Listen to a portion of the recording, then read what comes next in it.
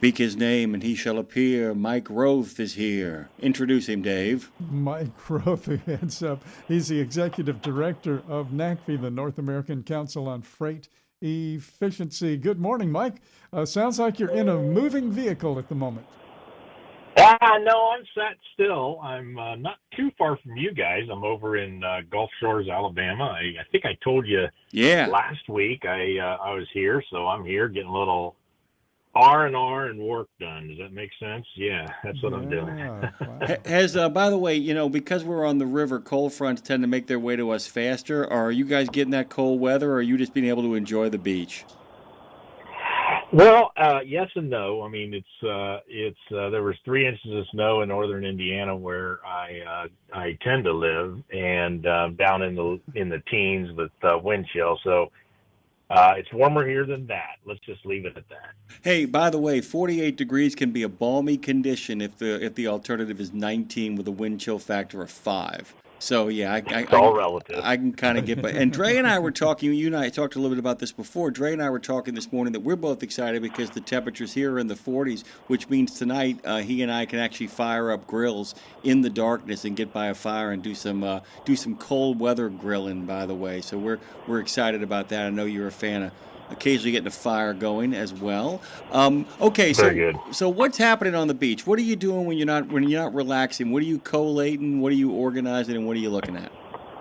Yeah, I mean the work is so much fun, and we're in the big season for Run on Less. I mean we spent all the summer traveling to all the sites, 13 sites, and following all these different cool new trucks, whether it's high diesel mile per gallon or natural gas, battery, and hydrogen. And so that was really a busy time. Now the NACFE team is kind of hunkered down wherever we live. I mean, there's 13 of us all over the country, and we're digging into the data, and we're understanding what did we find here. And we published some initial findings.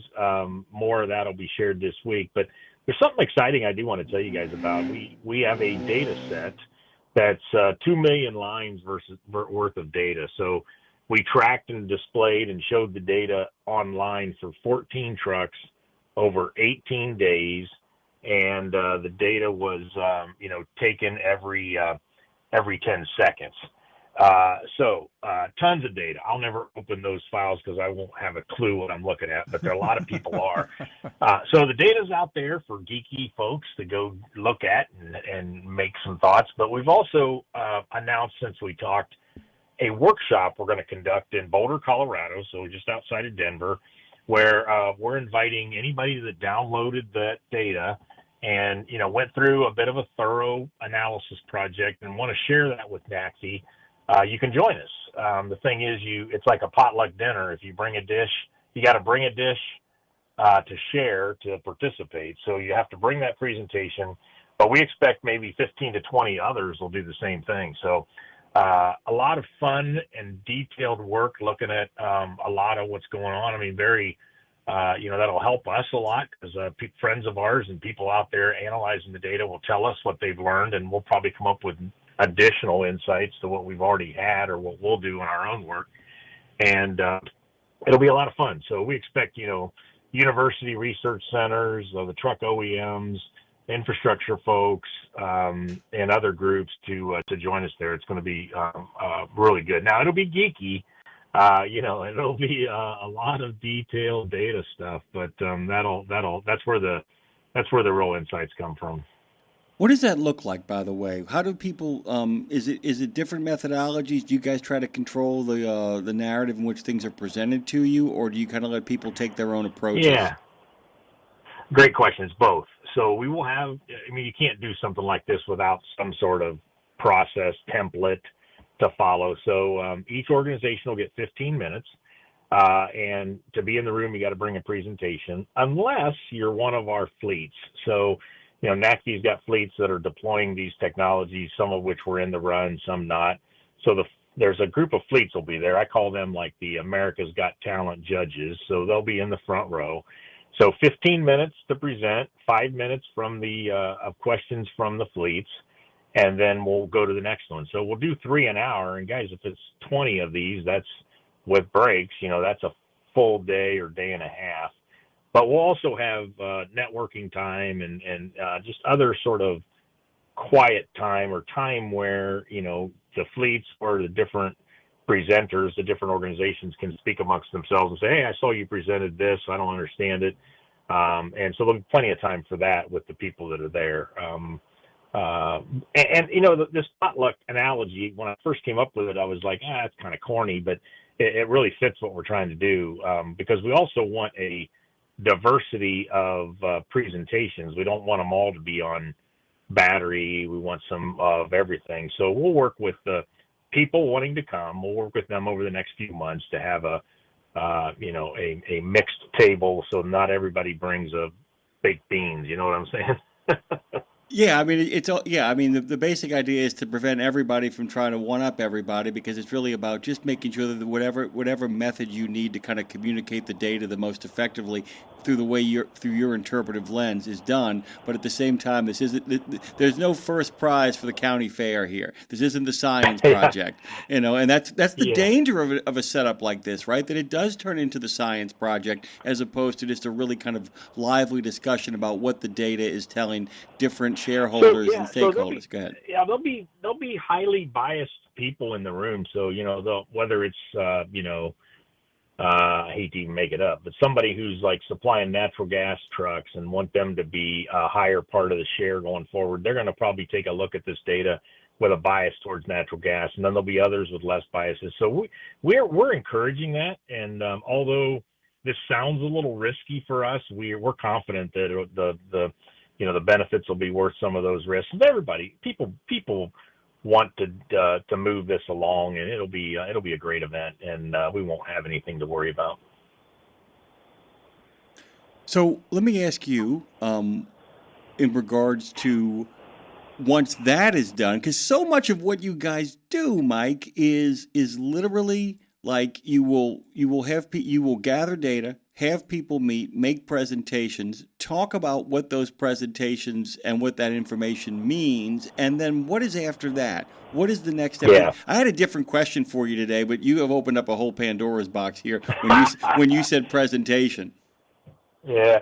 So we're going right now. We're out talking about these initial findings. We're saying, hey, did you see this? Did you see that? And the other, and we're watching responses and getting feedback as to whether the world believes us or not and agrees with us on what we're finding. And again, of course, there's these biases that are a good thing, but do come into those discussions. But we're also poring over the data. So we've got geeks at NACFE, we've got geeks at RMI, our friends, and we're working on this as well. So we're planning to have all this intake, do this workshop in February, and then March, May, and June, we're planning on putting out some pretty detailed reports that then we'll go back on the road and talk about. We're using the filters of, how did these 4 different solutions compare operationally? How do they compare in cost of operation? And how do they compare on emissions footprints? Because we think those are the 3 things that people have the big questions on. I mean, first of all, can they do the job? How well do they perform against, the baseline of diesel trucks and long haul? And then, cost and emissions. Those are kind of the big questions that everybody has. So we're planning on, I don't know if that's a report on each of those topics, guys, or something else quite yet. But, that'll be a big part. And we'll use the trucking events, the trucking shows, TMC, MATS, ACT Expo, the like, to really engage with the audience out there as to what we are finding and what we concluded out of that data workshop to wrap this thing up out in June, July. The work you guys are doing cannot be understated. I mean, this is so important. I mean, it's critically important, vitally important. I know I'm not, shining you on here, Mike. I don't need to do that. But I don't know if enough people in this industry understand exactly what you guys are providing here and what you will provide in terms of you want to know what kind of fuel to use? Here's your answer. Here, what do you do?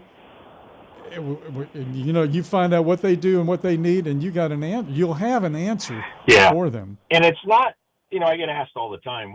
We get asked all the time some form of this question, like, why are you still doing this, Nat? Because the regulations are gone, and we don't have the sustainability tag, push and pull and all that. It's because at NACFE we've done a lot of work to see real benefits in these technologies, in addition to being, less NOx, particulate matter, and carbon. We see other advantages like, I definitely see, and of course there's listeners that think I'm crazy, but that the battery electric truck has a real total cost of benefit opportunity coming. It's not there today. They cost too much. The charging is not there. Some of these things are really nascent, but I believe, and the NACFE team does, that there's a real cost advantage there. Now, it's not maybe for every part of trucking, but for clearly many of those, with even surprisingly fairly high miles of, out and back, return to base, dual utilization. Some of those applications that get a lot of miles, but still stay close to infrastructure, like we've talked about many times in these Monday calls. So, yeah, that's exactly right, Dave. We see opportunities here even now, and some will emerge a little later than right now, but it's exciting. Yeah. I'm going to tell you something really cool. Anybody out there who wants to know more about Mike Roeth, if you actually have a Spotify account, all you have to do is type in Mike, R-O-E-T-H. Type that in. Not only will you get his guest appearances here on Nemo Nation and all across the platform, but you'll also get in touch with all the places that he has appeared, and including the podcast that he hosts. It is a wide open world, and the information is available at your fingertips.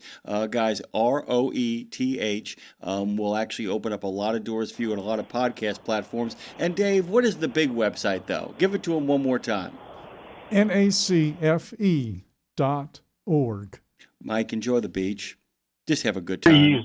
Make sure you use Mike and Roeth. You don't want to get that crazy uncle of mine. So, thank you, sir. It's always great talking to you. Have a great time over in Gulf Shores. Thank you, sir. I love talking to you guys. Thanks for having me.